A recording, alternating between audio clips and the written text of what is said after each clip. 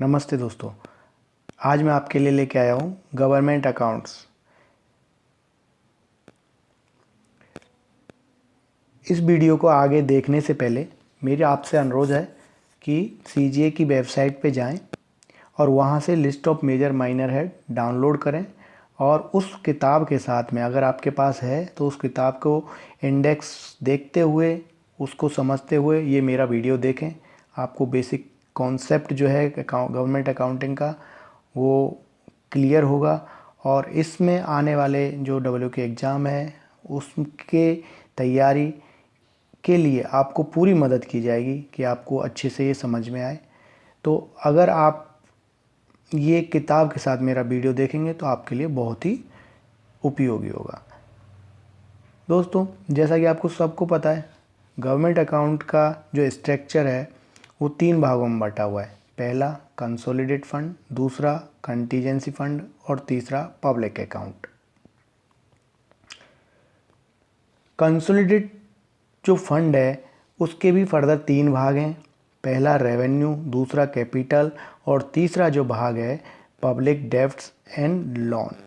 इन तीनों ही भागों में रिसीप्ट भी होती है और एक्सपेंडिचर भी होता है। तीनों ही में revenue receipt, revenue expenditure, capital receipt, capital expenditure और पब्लिक डेब्ट्स एंड लोन में रिसीप्ट भी होती है और इसमें सरकार लोन देती भी है तो वो एक्सपेंडिचर भी होता है।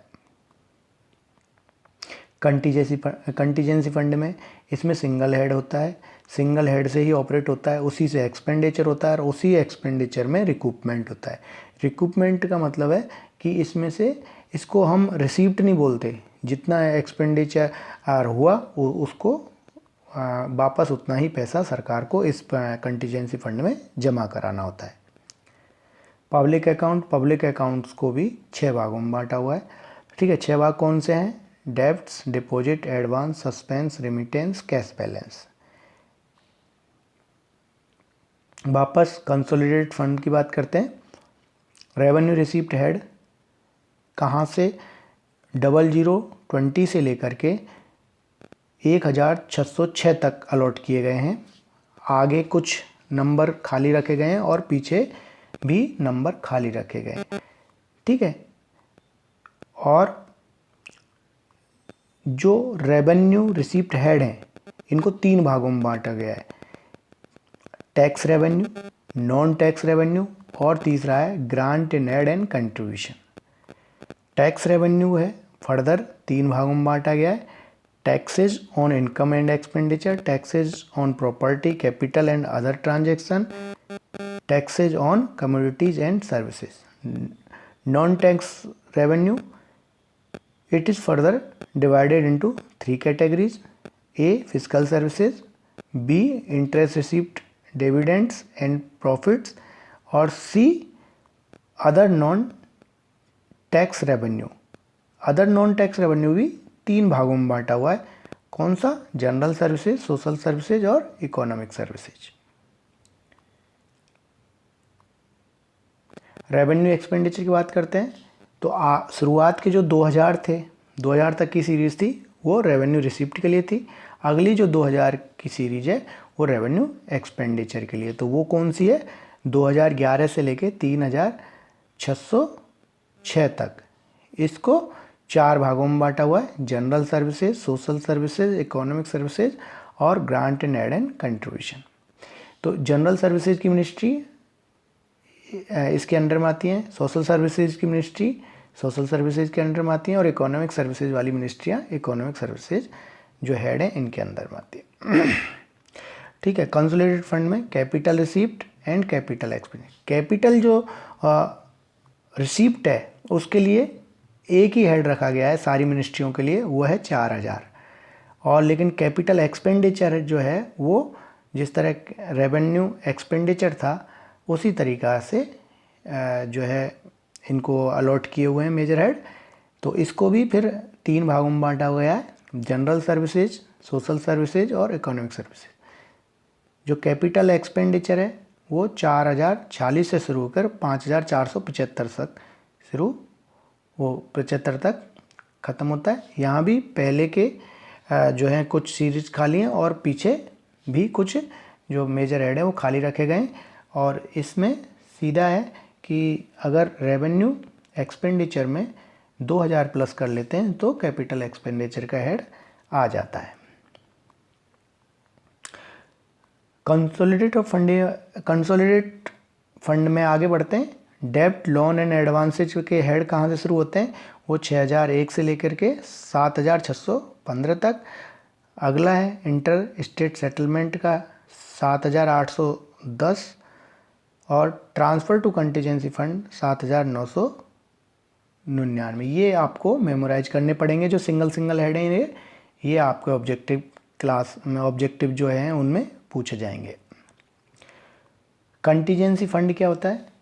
जैसा कि आप सबको पता है कि हमारे संविधान में प्रावधान किया गया है कि जो भी अगर किसी भी आपात स्थिति में पैसे की ज़रूरत पड़ती है जिसकी व्यवस्था बजट में नहीं की गई थी और अचानक कुछ ऐसी आपदा आ जाती है तो उसके लिए कंटीजेंसी फंड से पैसा निकाला जाता है और बाद में उसको रिकूपमेंट किया जाता है। और इसके लिए केवल पहले जैसे मैं बताया था एक सिंगल हेड ऑपरेट होता है वो है 8000 और इसी से एक्सपेंडिचर होता है, इसी में ही रिकूपमेंट किया जाता है। तो ये आपको याद रखना है कि कंटीजेंसी फंड का जो मेजर हेड है वो क्या है, वो 8000 है। Public account, small saving provident funds के लिए 8001 से लेके 8032 तक। रिजर्व फंड के लिए 8115 से लेके 8235। डिपॉजिट एंड एडवांसेस से 8336 से लेके 8554। सस्पेंस एंड मिसलिनियस 8656 से लेके 8680 तक। ये सस्पेंस को इनको पार्किंग हेड भी बोलते हैं। कोई चीज़ टाइम बीइंग के लिए सस्पेंस में रखी जाती है तो इनको पार्किंग हेड भी बोलते हैं। रिमिटेंस 87812 8797 और कैश बैलेंस का सिंगल है ये है 8999। ये आपको मेमोराइज करने होंगे।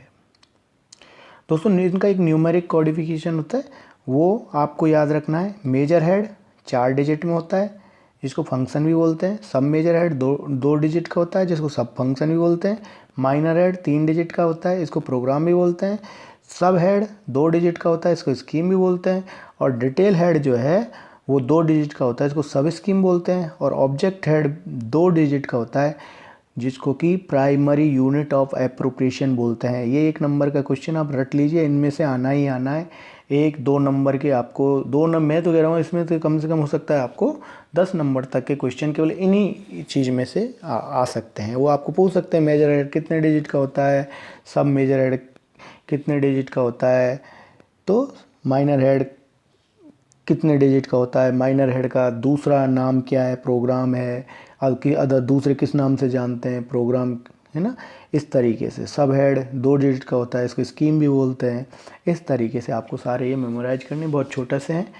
तो दोस्तों यहाँ पर मैं छोटी सी चीज़ें लेके आया। आप एक किताब खोलिए और इन सबको एक बार पूरी जो है इंडेक्स को दोबारा से पढ़िए। आपको सारे हेड समझ में आ जाएंगे, उनके एरियाज समझ में आ जाएंगी। सोशल जो सर्विसेज हैं उनके एरिया, सोशल सर्विसेज हैं, इकोनॉमिक सर्विसेज, तो ये वाली मिनिस्ट्रीज़ हैं उनको आप देख लीजिए कि सोशल सर्विसेज की मिनिस्ट्री कौन सी है, इकोनॉमिक सर्विसेज की मिनिस्ट्री कौन सी है, उनको मेमोराइज कर लीजिए, पढ़ लीजिए। और list of major minor head जब आपकी एक बार समझ में आ जाएगी तो आगे अकाउंटिंग में जो है आगे की जो मैं क्लासेस आपको बताता जाऊंगा उसमें बहुत ही आसान होगी, आपको अच्छी तरीके से चीज़ें समझ में आएंगी। तब तक के लिए धन्यवाद, नमस्कार।